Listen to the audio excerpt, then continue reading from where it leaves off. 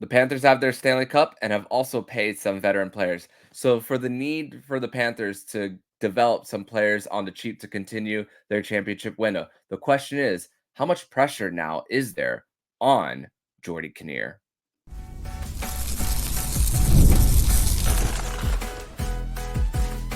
You're Locked On Panthers, your daily podcast on the Florida Panthers. Part of the Locked On Podcast Network, your team every day. And welcome into this Tuesday, July 9th edition of the Locked On Florida Panthers podcast, part of the Locked On Podcast Network, where it's your team every day. Thank you for making the Locked On Florida Panthers podcast your first listen of the day. I'm Armando Velez from the Hockey News. If you follow me on X at MondoMan12, follow the show account on X and Instagram at LO_FLA Panthers. And shout out to the everydayers who come back here and get your daily Florida Panthers fix. Today's episode is brought to you by FanDuel. Make every moment more. As the playoffs wind down, the sports stop sporting like we want them to. But this summer, FanDuel is hooking up all customers with a boost or a bonus daily. That's right. There's something for everyone every day, all summer long. So visit FanDuel.com/lockedon to get started. So welcome back here on the show, guys. Very grateful to be bringing you this episode after spending yesterday at development camp at the Baptist Health IcePlex in Fort Lauderdale and back here in South Florida for myself too. As soon as I'm done posting this podcast, it's right up back on my way to Fort Lauderdale, back for development camp on Tuesday, Wednesday, and Thursday, with Tuesday and Wednesday being morning sessions for the Panthers, while yesterday's was an afternoon session. So that's a little bit of the scheduling for development camp right before the scrimmage on Thursday at 4 p.m. Eastern Standard Time. So with the development camp going on, and also just it being in Fort Lauderdale, for the first time since the rink has been open as far as dev camp, even if it's not the pro team for the Panthers, it's still just the vibe going in there. The fact that you're coming off a Stanley Cup championship, you know that half the players live there around the facility too. You know what the rewards are if you make it to the NHL level, and here's some of it. So the fact that bringing in the guys to development camp in Fort Lauderdale and knowing that the resume of having a cup championship to this franchise, it just makes development camp a little bit sweeter when it comes to that. And I discussed this mostly on the Panther Prairie podcast when I recorded it with them last night, about how the practice facility for the Cats, it still has that new car smell. At least I feel it when I go to the facility for me. So, and this is not, and also maybe I'm seeing this in another way too, because of me being someone who's not there every single day, but only shows up once in a while. So for me, it still feels kind of like that new car smell for the franchise. But a few of the things of what went on in development camp, mostly for day one, it's mostly getting a first impression of what the players are, especially the new guys who are coming in. It's a little bit about some of the guys who are coming in for the second or third time, but mostly really about the guys who the coaching staff isn't really familiar with, the Geordie Kinnears, the Leo Luongos, who they're not familiar with just yet. But goalies were the first ones on the ice, and the coaches were working mostly on the RVH really at first. And then once the skaters got on the ice, they were mostly working on neutral zone, fighting off checks, a lot of tight spaces. And then after some of those checks and tight spaces, then working on some give and goes, rushes on even rushes. They weren't working on necessarily odd man rushes early on. And then also one thing that they were really working on in the drills too was just puck support on breakouts. Once you win a board battle, if someone is skating up in the zone near the corner, and just a quick backhand out, especially near the board. So that's really what it comes that drill for the Panthers, and that's really something that was really key in on really when it came to the Panthers winning the Stanley Cup, and also throughout their playoff run, and just how a quick touch to get it out. And even if you are checked when you come out of the zone, the ability for the necessity for the opposing team to reset in the neutral zone too, for them, it's really important to still get that puck support, even if you're not necessarily shielding the puck when you get it out too. But it's really, that one was really mostly about trying to just support your teammate when they're battling out on a breakout too. And also, speaking of shielding the puck too, it's also one of the drills that they did was on a little rush where they're one's driving up the half wall, bringing it back to their backhand fight, as if there wasn't necessarily an opposing player, because these are just drills. You're not in a game setting, but just the practicing of the situation of when you're fighting off a check too. And also another drill that they did was working on back checks as a pretending like the opposition is exiting. So if you need to, I mean, we've seen someone like Sasha Barkov do this plenty of times throughout his time here in South Florida. So that just brings me shades of Alexander Barkov on how of an example of someone who brings in that identity. And this all goes back to one thing, and just about how the Florida Panthers want to play. And really, when you think about the grassroots for the Panthers, and knowing that where they are in their lifespan, and needing to get these these guys who maybe have been overlooked by other teams, or maybe not, or maybe didn't even get drafted neither. When you think about the simple fundamentals of the game, it's back checking is just something that you can't coach. Yeah, so sometimes when it comes to your physique, and sometimes winning on the boards, and you're battling a defenseman who might be 4 to 6 inches taller than you, sometimes you're a little bit at a disadvantage. But there's some things in hockey that you just can't coach too, and that's ability to continue to check, back check, forecheck, all that stuff too. But another drill that the Panthers did was corner dumps too, and feeds the slot, and corner give and goes with some touch passes, a little bit of playing catch too. So those are other drills that they conducted there at War Memorial. A few standouts for me for the Panthers. One of them being in Group A with Ben Steves with the retrieval spinorama and after that the team crowded around him after giving him a hug.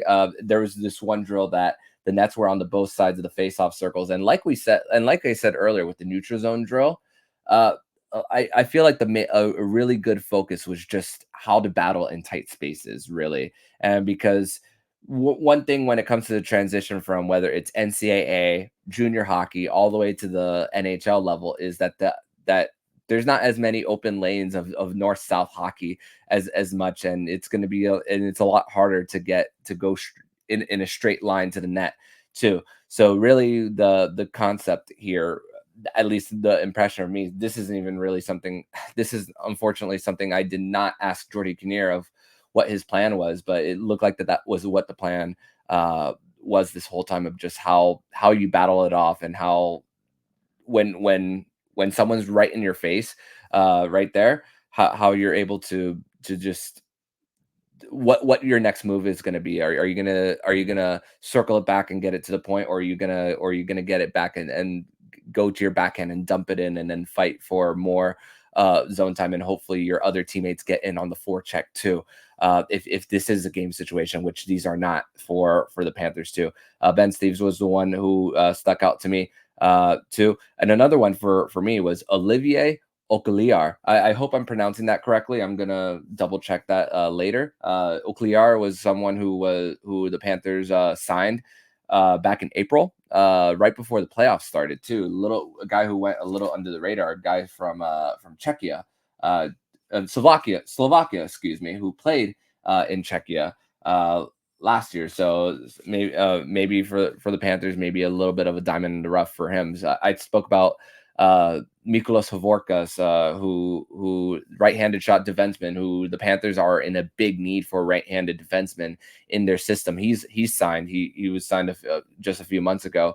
So maybe Hovorka along with Ocliar are two guys who can be part of the mix for the Florida Panthers sometime in the future. Not immediately too, but but for them, those are guys who have stuck out that aren't big profile names because I mean, there's already big profile names. I mean, we spoke about Linus Eriksson, Sandis Vilmanis, uh, Merrick Alsher, Grayson Sachin, Jack Devine. But this is also a good opportunity for maybe some under the radar guys to shine in a camp like this for the Panthers. And so far, those guys of Steves and Okliar are the are some of the ones that really stuck out to me on Monday so far through day one of development camp. But we're going to transition over to segment number two, where we're going to discuss more about what the returning guys have said after day one of development camp and what a new guy has also said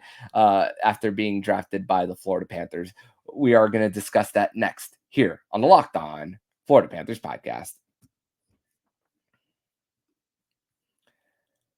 Today's episode is brought to you by FanDuel. And I love sports and I love them so much, but I never want them to stop. But now that the playoffs are behind us, we get fewer games and the sports aren't sporting like we want them to. But FanDuel lets me keep the sports going whenever I want. And all I have to do is open the app and dream up bets anytime I'm in the mood. And by the way, the Panthers, despite all the changes in their roster throughout the offseason, have the second best betting odds to repeat as Stanley Cup champions, right behind the Edmonton Oilers, too. So if you want to place your bets, you can do so at FanDuel. And this summer, FanDuel is hooking up all customers with a boost or a bonus daily. That's right, there's something for everyone every day, all summer long. So head over to FanDuel.com and start making the most out of your summer. FanDuel, official sports betting partner of Major League Baseball.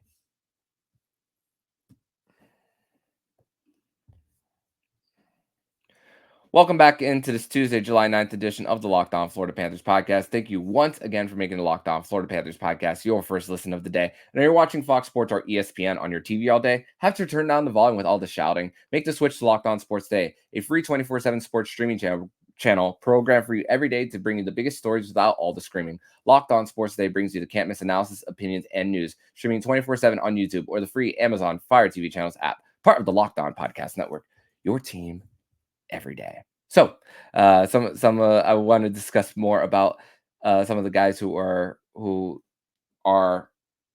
returning for the Panthers. But also, wait, before I get there, the Panthers, because they won a championship, this is something that I actually forgot about until it was tweeted yesterday. But Panthers, because they are a champion in North American sports, they're one of the nominees for one of the best teams at the ESPYs this year. And the ESPYs, if you don't watch them, they are every year the day after the MLB All-Star game. So that's really when there's like maybe the quietest day in sports where there's really nothing going on.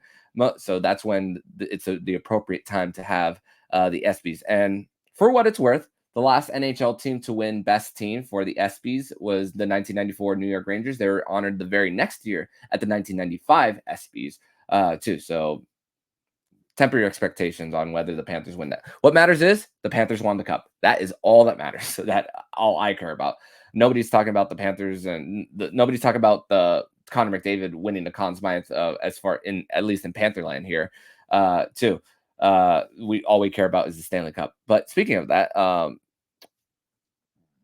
the one of the guys who spoke to the media today was recently a Panthers draft pick, 6th round pick from the Medicine Hat Tigers, who Hunter St. Martin was drafted there, an Edmonton kid too. Spoke about how the journey of him being drafted for him was at lunch, went to golf, went golfing, got a call, and then went back to playing golf.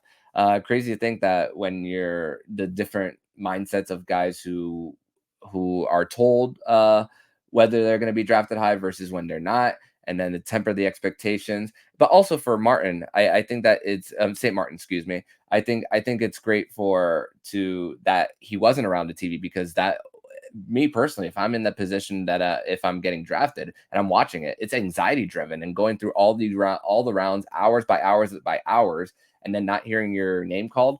Good for him that he went outside of his house and also did an activity to take his mind off of everything too. Spoke about how the Panthers are a team that he spoke to the most too.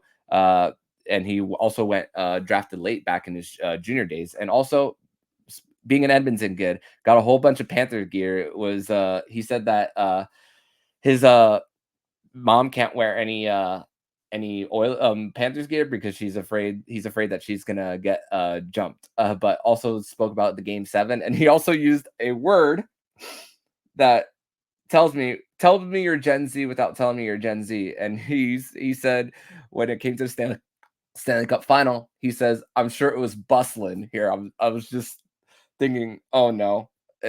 So when I heard that, it's like, this guy probably plays a little bit of Fortnite too, a little bit too. So that's just the impression that I got too from him. But hey, th- also for me listening to it is just like, oh, you're seeing the different generations as you get older coming into the league, and what and the kind of vocabulary words as someone who's siblings is a teacher, who you hear all the little words that the generations coming up are using too. But also spoke about the world class organization of Medicine Hat, and with Caden Lindstrom being 4th overall, Willie Desjardins, who's been a head coach in the NHL too, about how they prepared too. So going back to Medicine Hat this year too, to hopefully for him win a championship over there. And also a few guys who are returning. Marek Alsher spoke to the media, and also Sandis Vilmanis. Going to start with Vilmanis. Also for him, being in his last World Juniors, knowing that you to leave a last impression, it was very beneficial for him on just the performance, being one of the outstanding players, and then really helped them explode towards the latter part of the season when he was traded to North Bay. Thankfully for him, him and Liam Arnsby are going to be together in Charlotte this season, even though Arnsby's on an AHL contract. But for Vilmanis, he was a goal scoring machine for North Bay in this past year, and spoke about how he needs to get stronger, needs to worry about the details, talking about how he wants to get advice from Latvians, and the first name I think of, Uvis Balenskis. We're going to be talking about that name a lot this summer for the Florida Panthers too. We're going to be focusing on a lot of the young guys. I think that's really the approach this summer for the 2024-25 season, and also the growth of Latvian hockey. How the recent World Junior Championship for him, and the organization and the country of Latvia, how impactful that was the second greatest finish that they had there. But also spoke about staying up until 3 a.m. Trying to watch the Stanley Cup final back in his country, but it was really hard to watch the whole thing as the time gap was just a little too great for him to at least enjoy the whole thing too. So also, why do you think there's so many matinee games on Saturdays too? So for those fans up in Finland, so also great for the Panthers, how they're going to have their fair share of matinee games too this year, so that a guy like Alexander Barkov can be showcased, the best defensive player in the NHL, by the way, no longer underrated. Just wanted to put that out there too. But also going to Marek Alsher, coming back here, spoke about how he knows most of the staff, the coaches, trying to catch up there, and also the resume just from Alsher just kept growing throughout his time. And now that he's going to be in the Charlotte Checkers coming this season, now after graduating from Portland. So won a bronze, won a silver with Czechia, and then on the road to a WHL championship too. And with spoke about how there's still a lot to do in these next 2 months right before training camp, even if he's not a player that could that is a shoe in to make it. For him, still a lot of work to do, because you still have a coach that you're working under in this camp, in Geordie Kinnear, which you got to try to find a way to get some playing time. I mean, yeah, in the lines today for development camp, Alsher's on the top pair with Ludwig Janssen too. So the high profile game players are going to get their opportunities on the top minutes, and we'll see that definitely in the scrimmage. Like Linus Eriksson, Jack Devine are both on the top lines in Group B. Grayson Sachin, Josh Davies are guys who are on the top line in for Group A too for him. But going back to Alsher, spoke about his experience about getting the phone calls from Josh Davies on the trade, didn't believe him at first, and now now they have this quest together, going from Portland now to Charlotte, and hopefully with the Florida Panthers too. And also, just like St. Martin has a coach who's had experience in the NHL. Ulster has that too. Mike Johnston, the head coach for the Portland Winterhawks, he was the coach, remember, for the Pittsburgh Penguins right before they won the cup. He was fired. Mike Sullivan takes over. They win the cup. So, you know, it's not always a detriment to one coach, and doesn't always speak volumes every single time, because hey, you have the amount of talent around there, but you just can't get it done. But still, there's still uh, about the relationships you build along the way with them, and with Johnston get now being with Alsher for a few. His advice, from what at least from what Alsher told us in the media today, spoke about just keep working, and he spoke about how the only thing that he can control is how hard he works. And for someone like Alsher, I mean, really, for these last three drafts where the Panthers didn't have a first round pick, and some of them not a second, there's a lot of eyes on some of these most recent draft picks at the top of the Panthers draft. Alsher, as we just mentioned, Grayson Sachin and Linus Eriksson. Those are the top guys who, when you're at the front of the class, you're seen a little bit differently, even if you're not a first round pick, because there's hopes in you that you're going to keep and maintain the culture and the winning that this franchise has brought over the last 4 years. So those are the big highlights when it comes to when you trade a whole bunch of your assets away to in a quest to win a championship. But we're going to transition over to segment number 3, where we are going to discuss more about what Geordie Kinnear has said after day 1 of development camp, and also and ask this question: how much pressure is there on the Charlotte Checkers head coach? We're going to discuss that more next here on the Locked On Florida Panthers podcast. Third and final segment here on this Tuesday, July 9th edition of the Locked On Florida Panthers podcast. Thank you once again for making the Locked On Florida Panthers podcast your first listen of the day. So, also some off-ice activities for the Panthers as they're starting their summer reading tour this Thursday at South Regional Library at 12:30 this Thursday in Pembroke Pines. So, with the scrimmage being at 4, if you want to take your children for the Panthers summer reading tour, which they did not announce who will be the Panthers player reading, you can do that and then head a little east to Fort Lauderdale after that to check out the scrimmage. So a big day in the world of the Florida Panthers, even in their off season. And also, one little touch that the Panthers had in their practice facility was adding the Stanley Cup to center ice too. Not the whole thing, but like along the line, the multiple cups. And so also really cool touch. Though the Instagram page of War Memorial shared it, and I also took a picture of it myself. If you want to check it out on my Twitter page at MondoMan12. So got to see it up close and personal. And also, if you want to check the public skate schedule too for War Memorial, that's on their website. So you could actually check it out yourself and actually skate on the actual ice too, which personally I got to skate on it a month and a half ago for the first time. Oh, that ice is so fresh. It feels so great. And it really does, like I said in the first segment, does really have their new car smell still.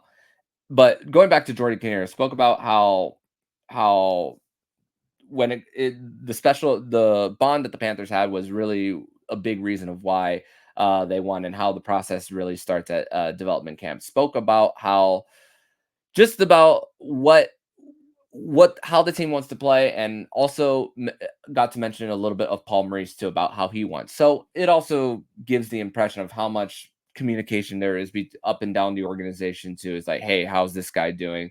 So there's never periods of time when there's silence in between the two. I mean, this is something that Bill Zito even spoke about, how the focus needs to be more on Charlotte too. So even with the Panthers and the amount of money committed to Barkov, Kachuk, Reinhardt, Forsling, Lundell. You think about sometimes even guys who were doubted and guys who were maybe overlooked too, who have been in these development camps. I mean, look at Carter Verhaeghe. He's been through a few of these. Ryan Lomberg has been at a development camp. It's crazy. Also, a few years before Sidney Crosby got drafted, he was at the LA Kings development camp too. Even though he was going number 1 overall. So also, it just goes to show about wherever you're it not mattering where you're drafted. If you have the commitment, if you stick to it, that you could possibly make your dreams come true in order to get to the NHL too. But you know, when Kinnear was asked mostly about, now what does a development camp coming here bring with a Stanley Cup win? And I'm really appreciative of Geordie Kinnear's honesty yesterday, when speaking about what he needs to do, and how he needs to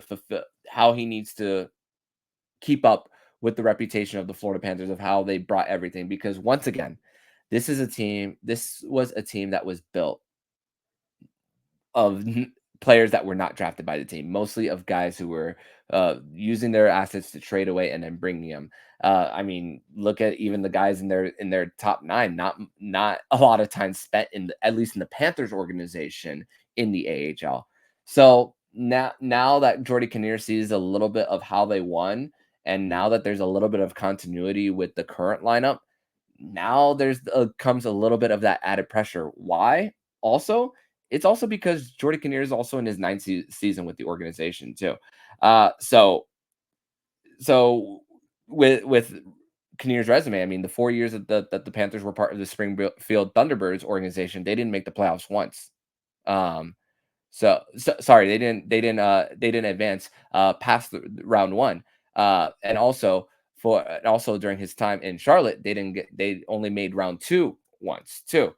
So that's another thing for Geordie Kinnear's time in in uh in the Panthers organization too. So no playoff appearances for when they were in Springfield, and not going past, only going past the first round once during his time. But also think about for Kinnear and the amount of guys who he's had a chance to develop too. I mean, yeah, he developed Mackenzie Weegar, developed Jared McCann a little bit, even though Jared McCann was part of a trade to Pittsburgh that really cleared up cap space for the Panthers to bring in Sergei Bobrovsky the very next offseason. And Jared McCann is a 40 goal scorer. So amount of missed opportunity for the Panthers to have that kind of production on their roster. But also first round picks of Owen Tippett and Grigory Denisenko. I mean, I'm not going to put too much on Owen Tippett on Geordie Kinnear, because when his very last stint with Charlotte, right before the trade even, uh, Owen Tippett was averaging over a point per game. So we just knew that he was too good to be in the AHL, and that there was still that next switch for Owen Tippett to be flipped too. And Denisenko, really, the North American game for him, it was really a big adjustment period for the smaller size rink for him too. But also for when you think about 2 high profile first round picks for the Panthers and getting them into your system and not being able to have them blossom. I mean, hey, I mean, yeah, the Panthers have their Stanley Cup, but you're thinking, what? Maybe there could have been more. I know. Now we're starting to get into greedy territory, aren't we? But I mean, you didn't get anything for Grigory Denisenko, and that's the part that hurts the most. But also, you got to think about the GMing job that came throughout it, and the fact that maybe there wasn't also an opportunity to maximize his value in a trade too, and that's also an organizational failure for the Panthers when it came to handling Grigory Denisenko, and it stinks that the trade piece that you get from Owen Tippett was a rental in Claude Giroux too. So you think about all those misses for the Panthers just overall over the years, and just now that they have put themselves on the map, now it's how can you once again maintain it. And waves, once again, we talk about those waves of talent, but also the Panthers are going to have guys who were recently there too. Mackie Semiskevich, who Kinnear spoke about how he stuck to a game, he stuck to an identity, and then the goals were a byproduct of his game. And hey, he's a 20 goal scorer in the AHL too, in his very first full season there. So you think that in that first season of pro hockey, with adjusting later into the season, and also resulting in good things for him. Hey, you gotta love how the mindset of a player like Mackey to even take that next step if he is in fact in the NHL too. Matt Kierstead is another player that has been there for a while too, and he's gonna have some guys there this year like Liam Arnsby, Merrick Alsher, who we mentioned earlier, Josh Davies, and even a second year guy once again there, and a Mike Benning, another right-handed shot. We mentioned Hovorka earlier. Mike Benning is another right-handed shot who could man a power play, won a national championship for the University of Denver. So what's that going to be like for him, and the next step that he's going to take for the Panthers organization? And so for Geordie Kinnear, it's a lot of pressure on him this year, because you gotta find something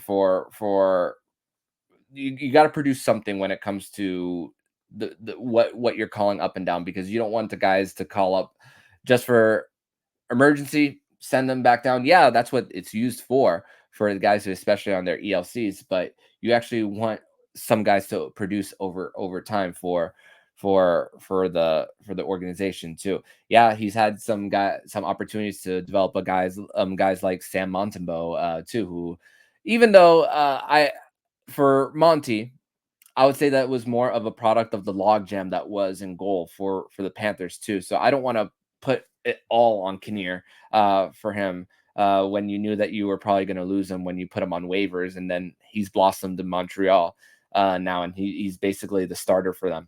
It's crazy. Two players, former Panthers, who are now big contributors there in Montreal, in Mike Matheson and Sam Montembeau. So crazy to think how guys have worked somewhere else after not working here. And hey, but also when you think about it, when guys work out somewhere else, but they don't in your organization, maybe it's not so much on the coach, and maybe it's the organization maybe not being patient enough too. And that's not always for the coach to decide too.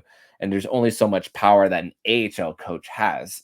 So let's not forget that. And being there 9 years in the organization, the Panthers must love something about Kinnear for him to keep going for him. But this one's going to be a big one because just of the profile that's coming, the lack of assets. What can you do and what can you do now here in 2024, 2025 to make sure that these guys are ready? And like you said, with Spencer and Mackey, those guys, chances are they won't be there. So now it's even thinner, and it's going to be even thinner if the Panthers trade more draft assets away. So going to be interesting to see as this farm, which is in the bottom third of the league. Yeah, bottom third of the league. So that is we're gonna see how the Panthers shape is really going to look in 2024, 2025. So can't wait to discuss more about that later as we wrap up development camp, and also in a few months from now when we have rookie showcase, which I believe it's going to be in Nashville this year. There's no confirmation, but based on the rotation of how the Southeastern teams have gone over the last few, I believe it's going to be in Nashville. And also sometime over the summer, we're going to bring in Checkers play-by-play voice TJ Shalat to discuss more about what he's looking forward to and the players that he can't wait to see this season in AHL Charlotte. But that's going to do it for this edition of the Locked On Florida Panthers podcast. Thank you once again for making the Locked On Florida Panthers podcast your first listen of the day. On tomorrow's edition of the show, we will be bringing in Jacob Winans to the show for another edition of Winans Wednesday. So make sure to tune in to watch that show and listen to both of us talk Florida Panthers hockey. But in the meantime, if you like what you're hearing, please subscribe to the podcast to be notified every single time the Locked On Florida Panthers podcast jumps into your podcast feed. Don't forget to also subscribe to the other shows on the Locked On NHL network, including Locked On NHL, Locked On Fantasy Hockey, Flip Livingstone and Steel Roden, and Locked On NHL Prospects. Thank you once again for making the Locked On Florida Panthers podcast your first listen of the day. So I'm Armando Velez, signing off. And you've been listening to Locked On Florida Panthers podcast, part of the Locked On Podcast Network, where it's your team every day.